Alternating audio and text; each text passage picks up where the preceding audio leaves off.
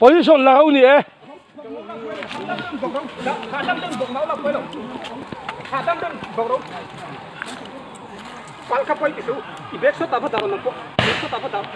position thế là về him him rồi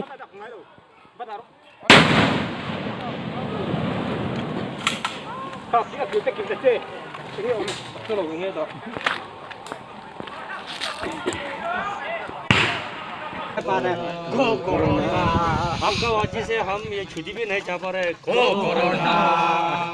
हम लोग आने वाला को भी ना पा रहे Go Corona, आज के बाद आप सकर भी देखना ही नहीं Go Corona. Uteron chau vai hawin an motoran vok chiat sak veka anu pain an khoya choi sapukan pa pe chu khal hei thei lo ni ti hian an soi chet an lo vok chiat sak na samaya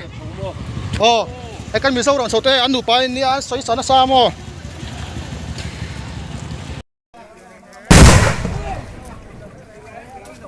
cái tu te lo ang lo ge tiar ge sanong ka ba hey ana sa khop mai puak dur dur mai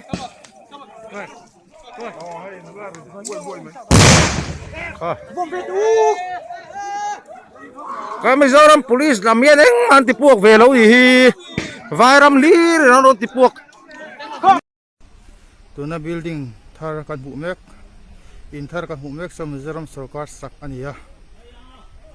chuanin tuna hianin Assam horon chawin satlai in soron lu antuma tin bungrua te pon in zon lu ta so tin san bek te po so thren kha so Assam horon da ania ti son an lu lut ngal nei mei ni hian alanga entinga ni zeldon kan police ne ma chon meka so Assam in an lu chuan a moi photla khopin a renom